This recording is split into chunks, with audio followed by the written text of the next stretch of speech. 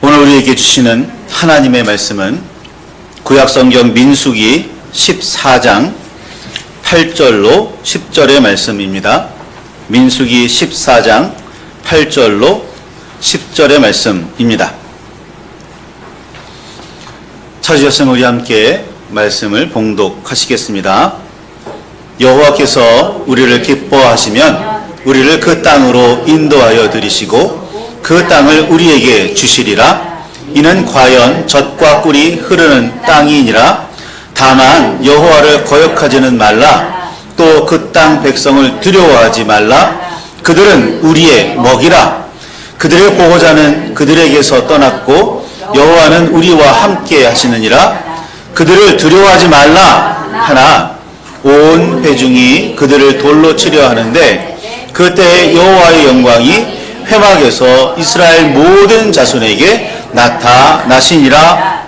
아멘. 하나님의 사랑과 은혜가 저희 가운데 충만하기를, 우리 가운데 넘치기를 간절히 소망합니다. 이스라엘 자손은 이집트를 떠난 지 3개월 만에 시내 광야에 도착했습니다. 시내 광야에 있는 한 산, 즉 우리가 보통 시내산이라고 알고 있는 그 산에서 여호와의 율법을 받았고, 그리고 여호와의 말씀대로 성막을 지었습니다. 이집트 땅에서 나온 지 둘째 해, 둘째 달, 첫째 날에 하나님께서는 이스라엘 종족과 가문에 따라서 인구조사를 하게 하셨죠. 계수하라고 말씀하십니다. 그리고 나서 약 20여일이 지난 다음에 드디어 이스라엘 백성은 시내 광야를 떠나게 되었습니다. 그리고 바란 광야라는 곳에 도착하지요. 바란 광야는 하나님께서 약속하신 땅, 가나안 바로 아래쪽에 있는 지역입니다. 바란 광야에 들어선 이스라엘 자손은 가나안 땅에 정탐꾼들을 파견했고, 바란 광야 가데스에 이르러서 정탐꾼들이 40일 동안의 가나안 땅 정탐 결과를 보고받을 수 있게 됩니다. 이집트에서 바란 광야 가데스, 즉 가나안으로 들어서는 길목까지는 길게 잡아도 3년 정도 걸렸습니다. 시내 광야에 도착한 데 3개월, 그곳에서 하나님의 율법을 받고 말씀대로 성막을 짓는데 약 2년, 그리고 시내산을 떠나서 광야를 얼마 정도 지났는지 정확하게 개월수가 기록되어 있지 않아서 아무리 길게 잡아도 약 3년 안에, 3년이 못 되는 기간 안에 바란 광야에 도착한 겁니다. 시내 광야에서만 만 2년을 머물렀으니까 남녀노소와 가축들을 이끌고 약 1년 정도 행진한 결과입니다.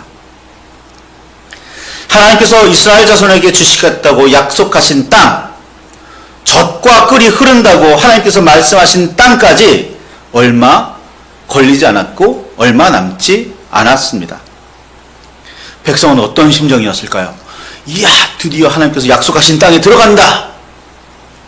기대감, 설레임 이었을까요? 아니면 그 땅은 어떻게 생겼을까?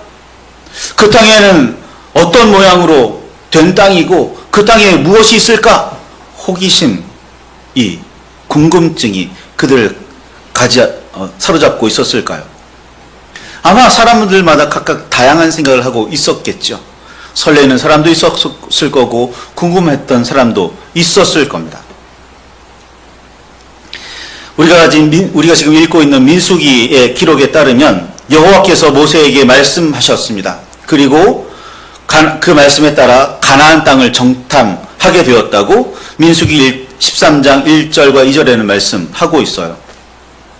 그러나 신명기 1장 19절 25절에 같은 내용의 이 말씀을 읽어보면 상황이 사뭇 달랐음을, 우리가 알고 있는 것과는 사뭇 달랐음을 알 수 있게 됩니다. 가나안 땅을 정탐하라는 게 하나님의 뜻이었구나, 하나님의 명령이었구나 라고 생각하지만 그렇지 않아요. 가나안 땅의 호기심 때문이었을까요? 무엇 때문이었을지 사람들은 모세에게 나와서 이야기합니다. 그 땅에 정탐꾼을 보내야 합니다. 라고 말이죠. 모세는 그렇게 이야기합니다. 그럴 것 없이 하나님께서 약속하신 땅 아니냐. 하나님께서 함께하고 계시지 않냐. 그러니 우리는 그 땅에 그냥 들어가기만 하면 된다. 정탐꾼 보낼 필요 없이 그냥 들어가자. 올라가자. 모세가 이야기해요. 그런데 백성은 계속해서 이야기합니다. 정탐꾼을 보내야 합니다. 그래야 어느 길로 어떻게 올라가야 할지, 어떤 성읍이 있는지, 어떤 사람들이 살고 있는지, 그들이 어떤 무기를 가지고 있는지 알아야 대비를 할 것 아닙니까? 라고 이야기하는 거죠. 이 모세와 백성들 사이의 주장이 갈려져 있어요. 그리고 백성들은 계속해서 고집을 부립니다. 정탐꾼을 보내야 한다고요. 이게 단지 호기심 때문이었을까요? 단지 궁금증 때문이었을까요? 모세가 한 말과 비교해서 읽어보면 백성에게 여호와를 향한 신뢰가 없음을 발견할 수 있습니다. 가나안을 정탐하는 마음가짐이 그냥 호기심이었을까? 아니면 하나님에 대한 의심이었을까? 이게 궁금해집니다. 정말 하나님에 대한 의심, 하나님에 대한 불신이었다면 이건 심각한 문제인 거거든요.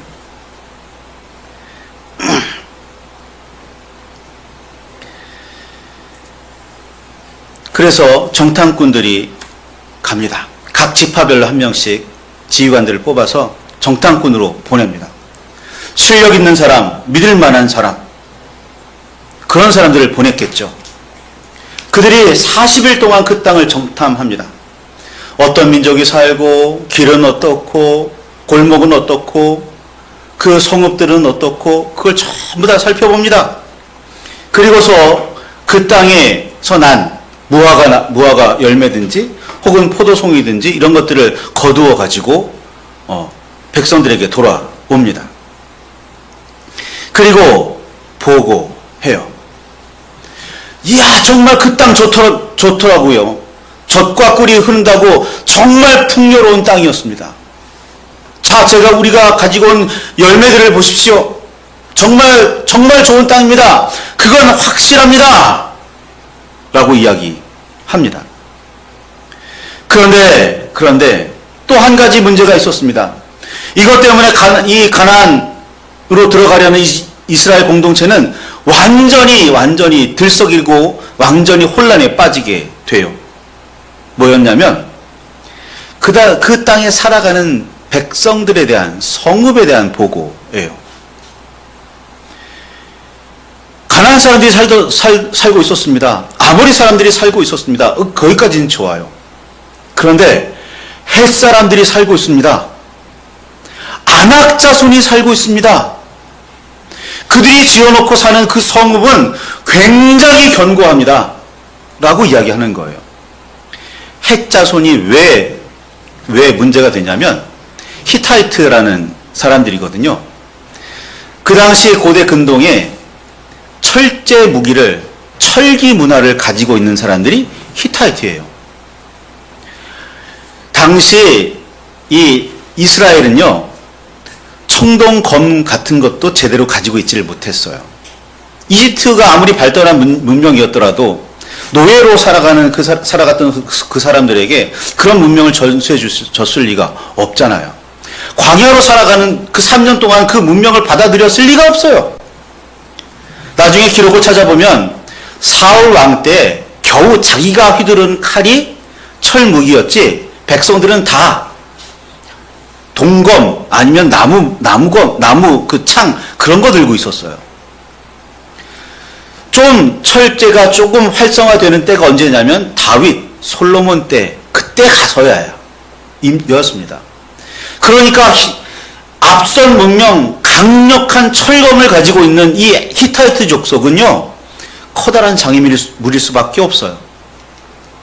게다가 아낙 자손이 있답니다. 이 아낙 자손은 어떤 사람들이냐면 거대한 사람, 거인으로 기록돼요. 네피림의 후손으로 기록됩니다. 가드 사람이라고도 말하기도 하고, 아낙 자손이 나중에 가드에도 살게 되는데, 가드 사람으로 우리가 아는 유명한 사람이 있습니다. 골리앗이에요. 아낙 자손, 네피림의 후손은 골리앗 같은 사람들이에요. 그런 사람들이 하나만 있는 게 아니라 족속체에 있어요. 그리고 그들이 세워놓은 성읍이 철기 문명을 가지고 있는, 앞서 문명을 가지고 있는 사람들이 세우는 성읍이 얼마나 튼튼하겠어요. 사막에서 기껏 천막이나 치며 지내던 이 사람들이, 겨우 이집트에서 흙집이나 짓고 있던 이 사람들이, 이집트에도 대단한 문명이 있었지만 노예처럼 부림을 받던 이 사람들에게 대단한 걸 해줬겠어요. 엄청난 성읍을 보니 중국될 수밖에 없는 거잖아요. 정탐은 좋은 효과도 분명히 있어요. 하나님의 말씀대로 그 땅 정말 좋은 땅입니다 라는 건 눈으로 확인했어요. 그런데 좋지 않은 것도 딸려오게 됩니다. 문제는 이것 때문에 이스라엘 공동체가 완전히 낙담하게 된다는 거예요. 정탐꾼들이 와서 보고를 하는 순간 그 소리를 듣고서 온 백성들이 다 한 목소리로 우리 저기 들어가지 못합니다. 들어갔다가는 죽을 겁니다. 왜 굳이 우리를 이집트에서 끌어내서 광야에서 그 고생을 시키시더니 결국 가나안 사람들에게, 아낙 자손들에게, 헷 사람들에게 죽게 하시려고 이곳으로 우리를 이끄셨습니까? 라고 하나님 앞에 원망, 아우성 칩니다.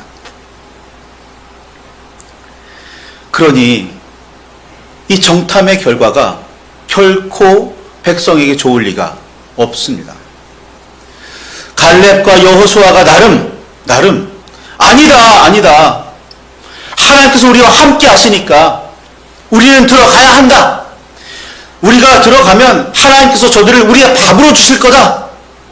우리는 능히 그 땅을 정복할 수 있을 거고, 우리는 능히 그 땅의 거민을 전부 다 몰아내고 쫓아내고 심지어 진멸하고 그 땅을 차지할 수 있을 거다. 확신하며 말합니다. 그런데 이 갈렙과 여호수아의 말을 들은 이스라엘 백성들의 태도가 어때요? 돌을 들고 그들을 쳐 죽이려고 합니다. 그러니까 정탐은 성공했다고 볼 수가 없어요. 앞으로 어떤 일이 벌어질지 알면 대책을 세울 수 있어서 좋을지 모르겠습니다.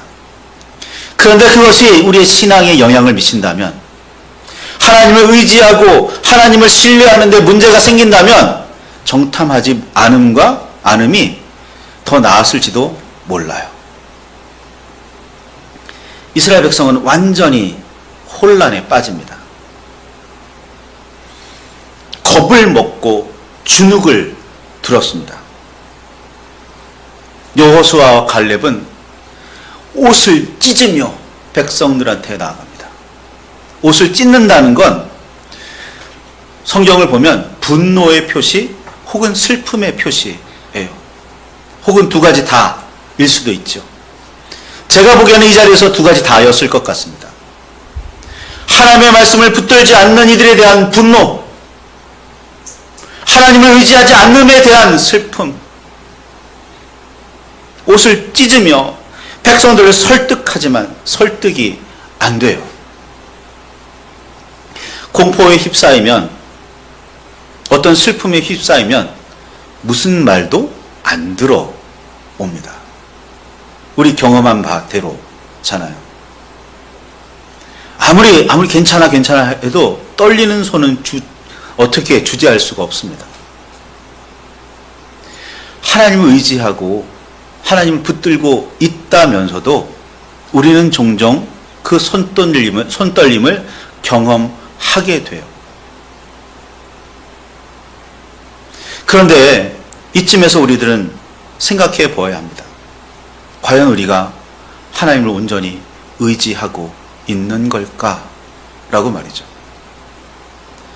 무엇 때문에 모세는 두려워하지 않을 수 있었을까요? 무엇 때문에 여호수아와 갈렙은 당당하게 나갈 수 있다고, 점령할 수 있다고 말하고 있을까요? 자기 눈으로 다 봤잖아요. 그 엄청난 안악 자손들을 봤잖아요. 그 대단한 성읍들도 봤잖아요. 그런데도 들어갈 수 있다고, 정복할 수 있다고 말하는 그 태도, 그 마음가짐은 도대체 뭐예요? 여호수아가 이야기합니다. 옷을 찢으면서 이야기합니다. 하나님께서 우리를 기뻐하시기만 하면 우리는 갈 수 있다라고 말이죠. 하나님께서 우리를 기뻐하시기만 하면 된다고 말이죠. 하나님은 뭘 기뻐하실까요? 사무엘은 하나님의 목소리를 듣고 따르는 순종을 기뻐하신다고 분명하게 말했습니다. 하나님을 의지하는 사람은 하나님께 순종할 수밖에 없어요. 하나님이 세상을 창조하시고 운행하시는 분이신데 기껏 가나안 땅에 들어가는 것 정도겠습니까? 그런데 그런 믿음이 백성들에게는 없었던 거예요. 모세와 같은 믿음이, 여호수아나 갈렙과 같은 믿음이 백성들에겐 없었던 게 문제입니다. 그런 상태에서 정탐을 했으니 좋은 것보다 안 좋은 보고가 더 크게 보였고, 그것 때문에 완전히 낙담하고 절망하기에 이른 거죠.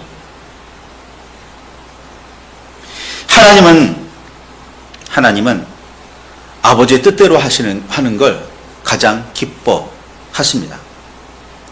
요한복음 4장 33절에 예수님께서 말씀하십니다.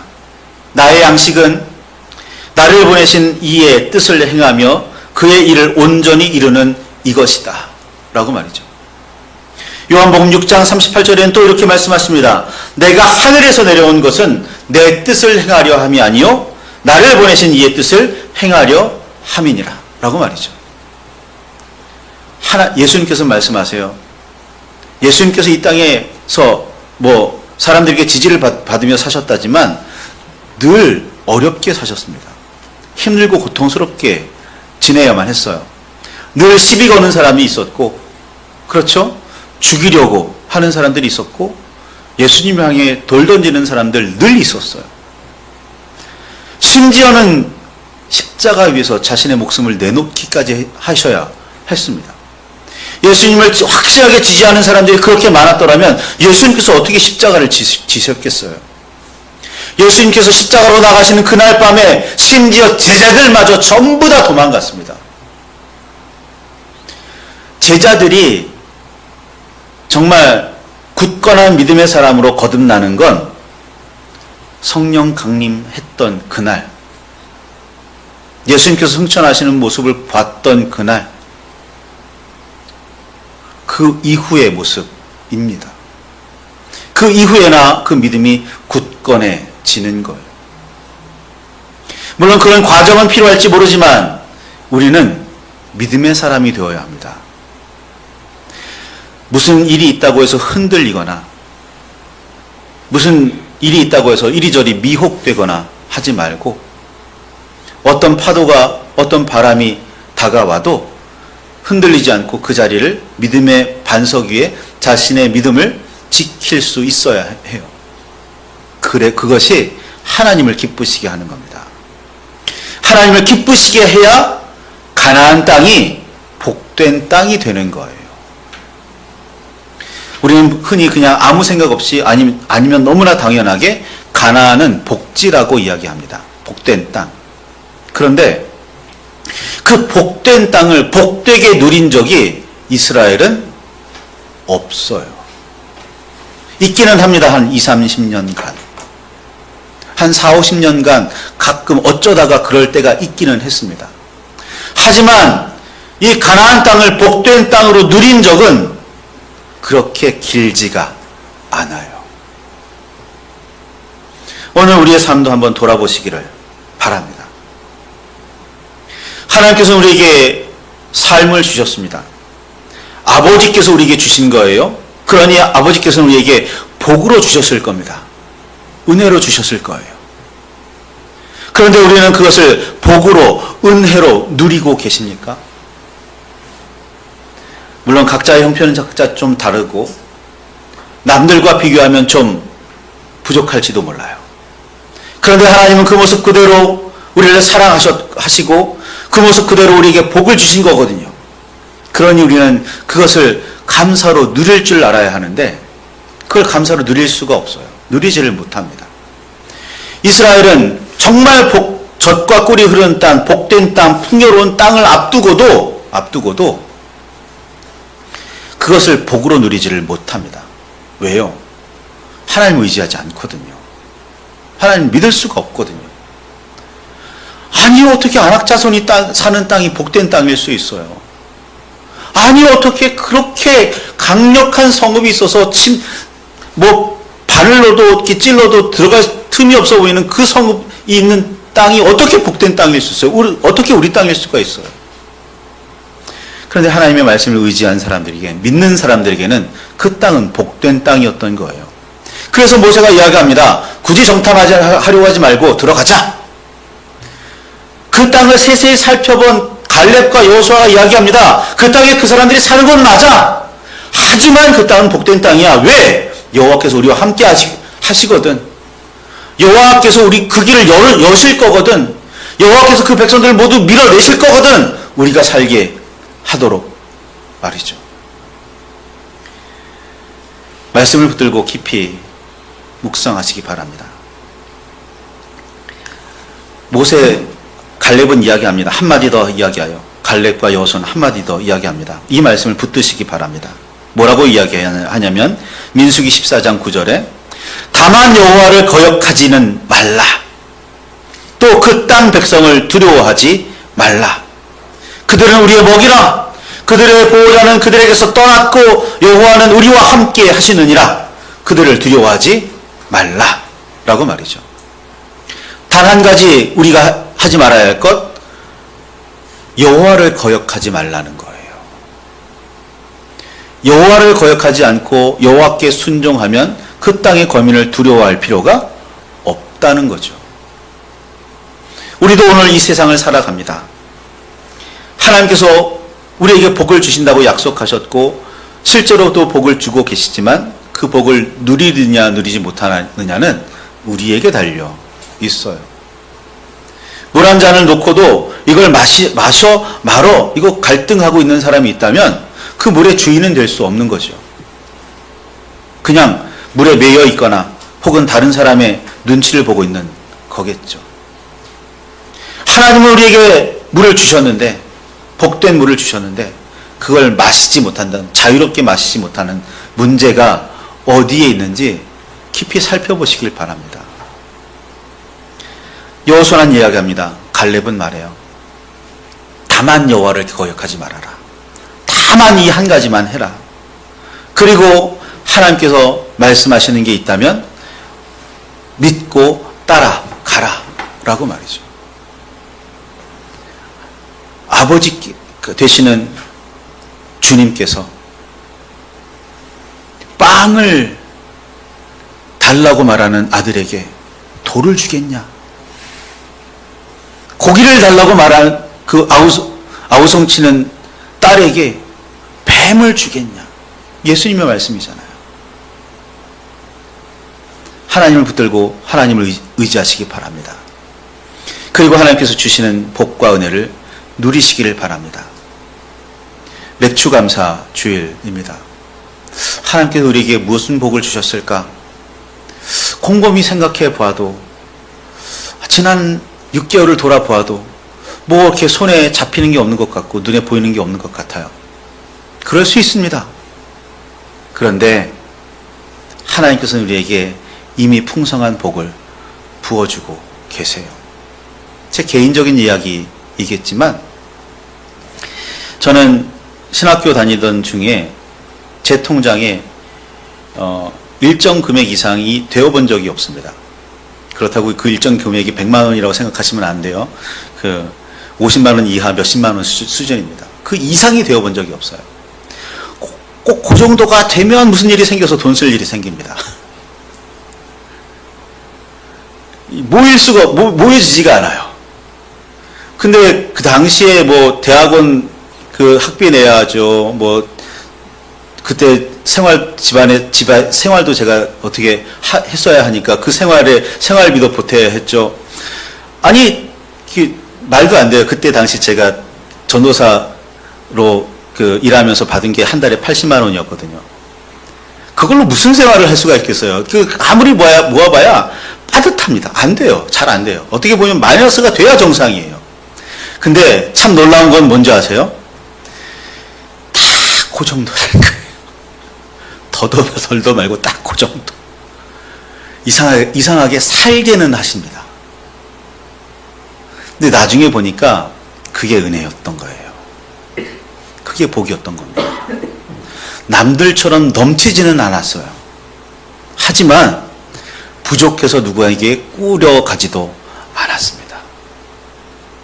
그게 너무 부해서 하나님을 잊어버릴까 두려워하고 너무 없어서 도둑질하게 될까봐 두려워하는 말씀이 성경에 있잖아요. 딱 그 정도. 하나님의 일만 하게 해도 될 정도. 그 정도만 지켜주시더라고요. 오늘 우리의 삶 넉넉하고 풍성하지 않을 수도 있습니다. 그러나 감사하시기 바랍니다. 왜요? 그만큼이라도 하나님께서는 우리를 살아가게 하시고 그만큼이라도라고 우리는 생각하지만 그만큼이나 우리에게 부어주고 계시는 거예요. 그 은혜를, 그 복을 받아 누리시는 저와 여러분이 되시기를 바랍니다. 다만 주를 붙들고 다만 주를 의지하는 저와 여러분이 되시길 바랍니다. 이 시간 말씀을 붙들고 묵상할 때, 기도할 때 내가 정말 주님을 의지하고 있는지, 주님을 붙들고 있는지, 주님께서 주신 복을 누리고 있는지 깊이 묵상하시기를 바랍니다.